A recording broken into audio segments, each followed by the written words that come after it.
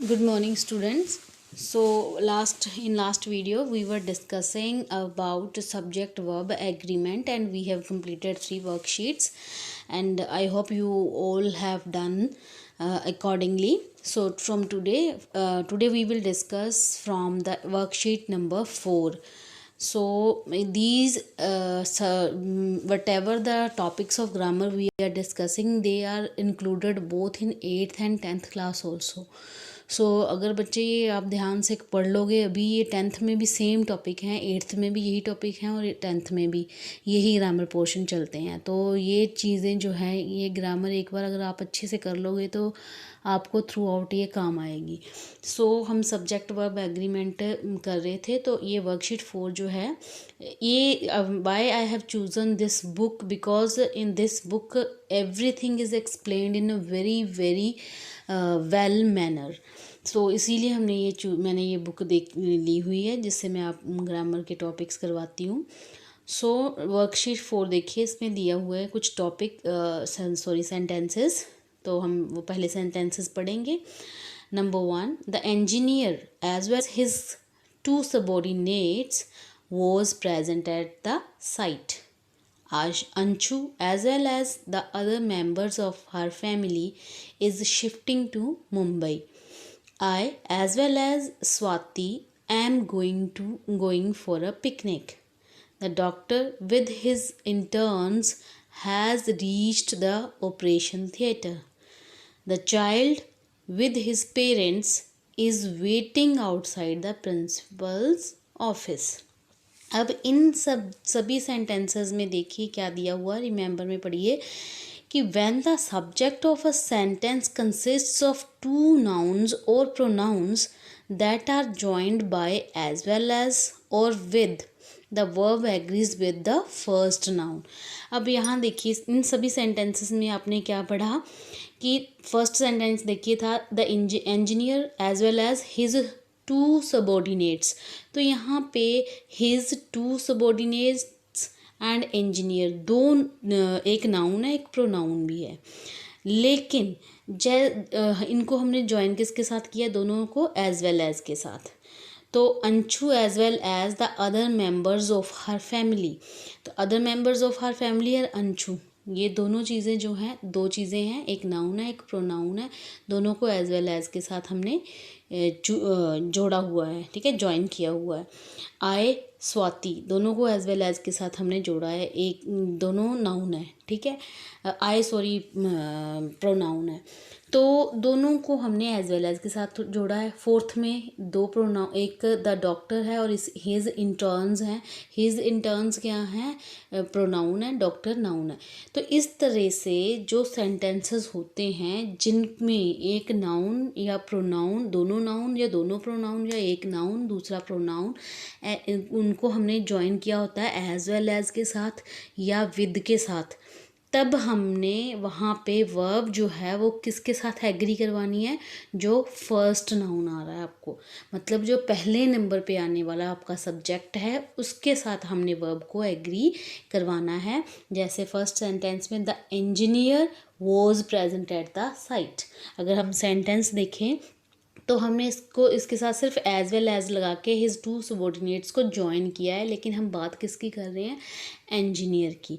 We are talking about the engineer, ठीक है, भले ही वो अपने 2 सबॉर्डिनेट्स के साथ था, लेकिन हम बात किसकी कर रहे हैं, मेनली यहाँ मेन सब्जेक्ट कौन है, इंजीनियर। इसलिए हमारा मेन सब्जेक्ट जो है वो पहले नंबर पे होता है ऐसे सेंटेंसेस में, एज वेल एज के साथ और विद के साथ जो जुड़े होते हैं।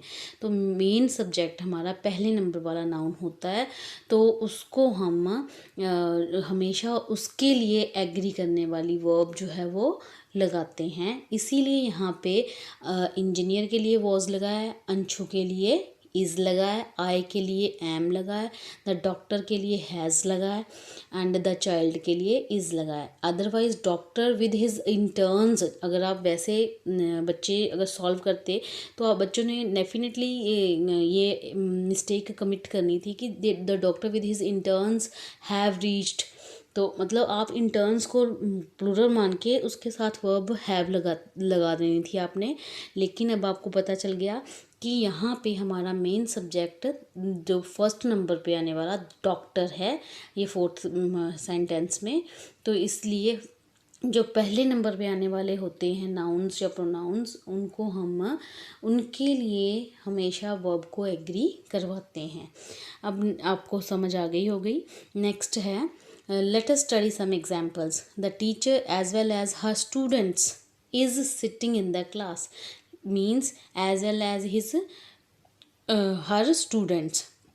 तो अब हमने यहाँ पे एज वेल एज के साथ आपको मैंने बताया है, पहली वाली बात ही है टीचर के लिए इज़ लगाया हुआ है हमने। हर स्टूडेंट्स तो प्लूरल है, हम यहाँ पे आर नहीं लगाएंगे, हम यहाँ पे क्या लगाएंगे, हम यहाँ पे लगाएंगे is, because we are using this is with the subject the teacher. तो इसी तरह विद, ये बातें अभी हमने जो डिस्कस की हैं ये इसको क्लियरली एक टेबल के द्वारा आपको क्लियर करवाया गया हुआ है। यहाँ रीचा है, रीचा वांट्स है, हर फ्रेंड्स भले ही प्लूरल है, हम वांट नहीं लगाएंगे क्योंकि हम वांट्स लगा रहे हैं रीचा के लिए। Means as well as or with के साथ ज्वाइन किए हुए जो टू सब्जेक्ट्स होते हैं, उन टू सब्जेक्ट्स में से हमने फर्स्ट वन जो होता है उसको देखना होता है। ठीक है, नेक्स्ट है now look at the following examples. Not only Ravi but his friends also are coming. अब नॉट ओनली बट में जब हम क्या करते हैं, हम दूसरे नंबर वाले सब्जेक्ट को देखते हैं। Not only the Arora family but I also am coming to the party. मतलब जब नॉट ओनली की बात होती है और ईदर और की बात होती है तो हम, मैंने आपको कल भी बताया था, ईदर और नीदर नॉर में हम और नॉर जो हैं उनके बाद में आने वाले सब्जेक्ट को देखते हैं और उसके लिए वर्ब लगाते हैं। इसी तरह से सेम बात नॉट ओनली और बट ऑल्सो में बट सेम है। मतलब नॉट ओनली के बाद जो सब्जेक्ट आ रहा है उसको नहीं हमने देखना, बट के बाद जो सब्जेक्ट आ रहा है हमने उसके लिए वर्ब लगानी होती है। ठीक है, तो यही सेंटेंसेस में बताया हुआ है। इन सेंटेंसेस में देखिए फर्स्ट में यहाँ फर्स्ट था not only Ravi but his friends, तो हमने रवि के लिए इज़ कमिंग नहीं लगाया, हमने उसके फ्रेंड्स के लिए are coming to the party लगाया। इसलिए नॉट ओनली के बाद में हमने बट के बाद आने वाले सब्जेक्ट को वर्ब एग्री करवानी होती है। सेकंड में भी not only the Arora family but I also am coming to the party, because हमने बट के बाद वाले सब्जेक्ट के लिए एम लगाया, बट के बाद आए हैं तो इसलिए हमने उसके लिए एम लगाया। Either you or Seema is going to clean the room, again हमने और के बाद वाले सब्जेक्ट को देखना है, वो सीमा है और सीमा के लिए हम इज़ लगाएंगे, यू के लिए आर नहीं लगाएंगे। ठीक है, क्योंकि हमने और के बाद वाले सब्जेक्ट को देखना है। इसी तरह नीदर नॉर के बाद वाले सब्जेक्ट को हमने देखना होता है। तो यहाँ रिमेंबर में पढ़ो, when the two subject of a sentence are joined by not only but also either or neither nor the verb agrees with the latter subject. Latter का यहाँ पे क्या मतलब है, दूसरे नंबर पे आने वाला। ठीक है, ये लेटर नहीं है, ये लेटर होता है। जब हम दो बंदों की बात करते हैं, दो चीज़ों की बात करते हैं, जो हमने फर्स्ट नंबर पे जिसकी बात की वो होता है फॉर्मर, जिसकी हमने बात दूसरे नंबर पे की, जो दूसरे नंबर पे आया उसको हम लेटर बोलते हैं। तो यहाँ पे देखिए, यहाँ फोर्थ सेंटेंस जैसे नीदर सीमा फॉर्मर है, नोट यू क्या है, लेटर है। फॉर्मर और लेटर आपको पता चल गया होगा। फॉर्मर क्या होता है, पहले नंबर पे आने वाला, दूसरे नंबर पे जिसकी बात कर रहे हैं वो होता है लेटर। तो ऐसे सेंटेंसेस में जो not only but also either or neither nor इनके साथ बनाए जाते हैं, तो इनमें हम सब्जेक्ट किसको मान के चलते हैं, दूसरे नंबर पे आने वाले नाउन को या प्रोनाउन को। दूसरे नंबर पे आने वाले नाउन या प्रोनाउन के लिए फिर हम वर्ब को लगाते हैं, उसके साथ एग्री करने वाली वर्ब जो है उसको हम यूज़ करते हैं। तो ये सारे late us study the example, ये सारी चीज़ें वही जो हमने अभी डिस्कस की वो बताई हुई हैं। अब आपने सी पार्ट में टिक का करेक्ट करके देखना है इसमें कि आपको समझ आई है या नहीं आई है।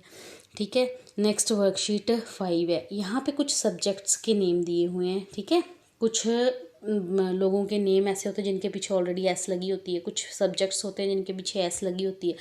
तो उन सब्जेक्ट्स को भले ही एस लगी हुई है, चाहे वो प्लूरल अपीयर होते हों, लेकिन वो एक चीज़ होते हैं। तो इसके लिए हम सिंगल नंबर वाली वर्ब फॉर्म यूज़ करते हैं, जैसे फिज़िक्स आर नहीं आएगा, इज़ कंसिडर्ड, ठीक है, ये तो आपको पता ही है। Billiards is the fast becoming popular amongst youngsters.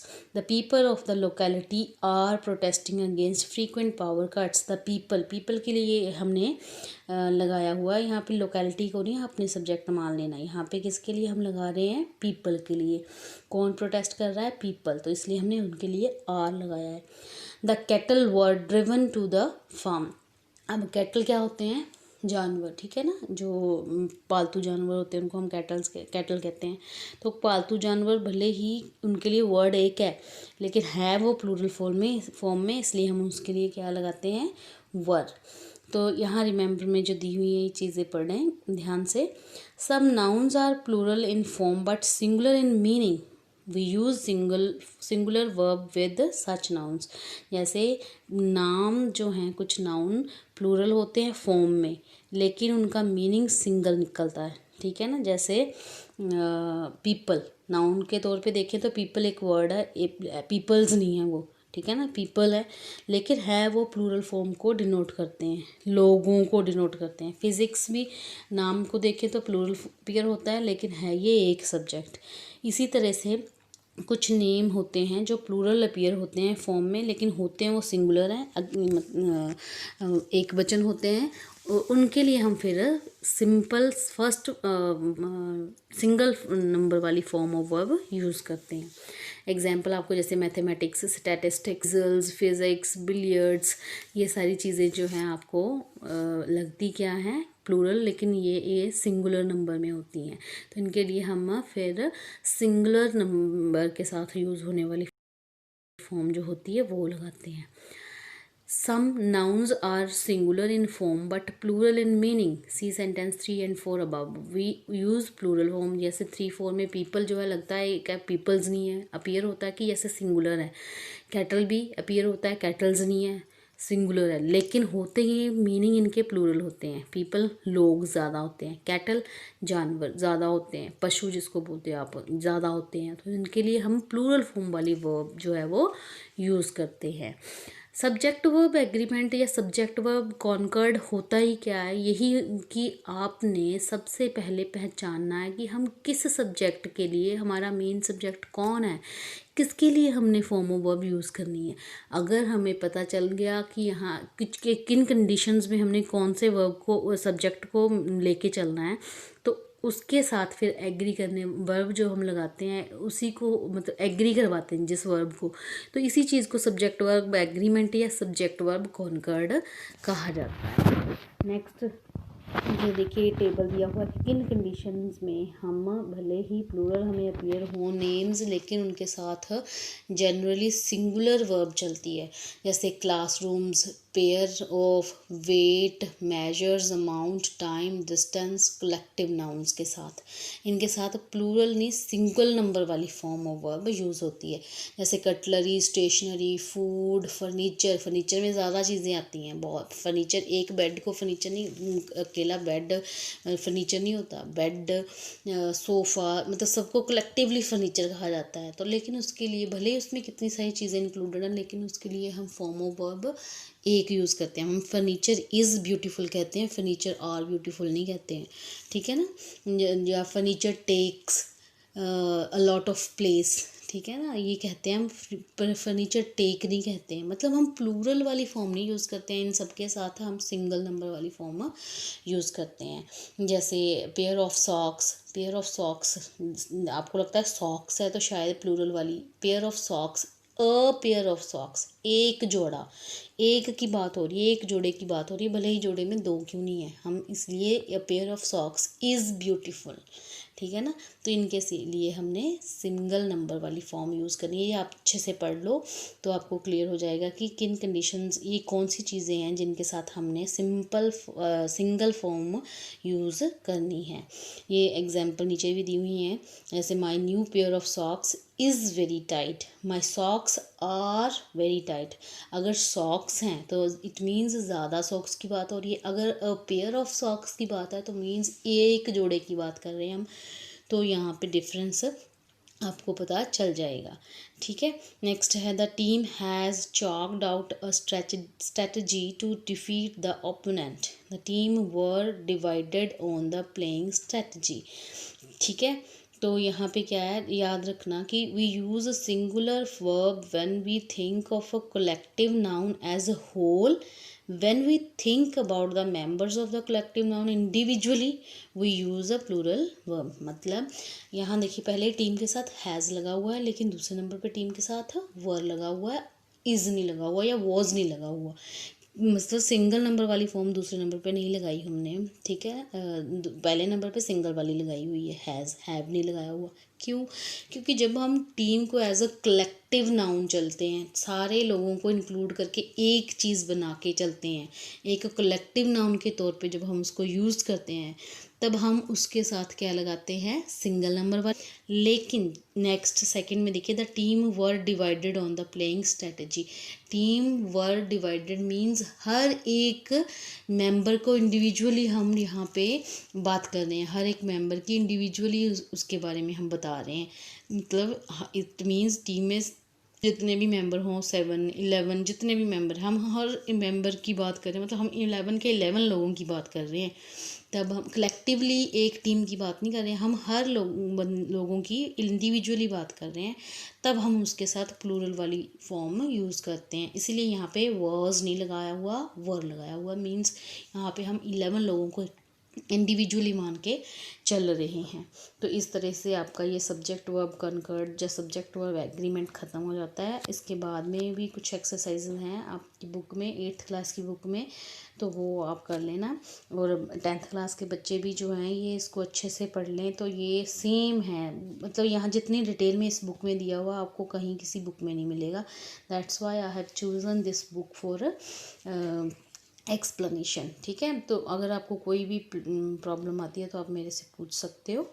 मैंने आपको पहले भी बोला हुआ है कि आपने अपने अटेंडेंस के तौर पे मुझे कमेंट बॉक्स में लिख के भेजना है अपनी नेम, अपना क्लास, रोल नंबर, ताकि मुझे पता चले कि बच्चे they are definitely watching this video and they are definitely learning what I am teaching you.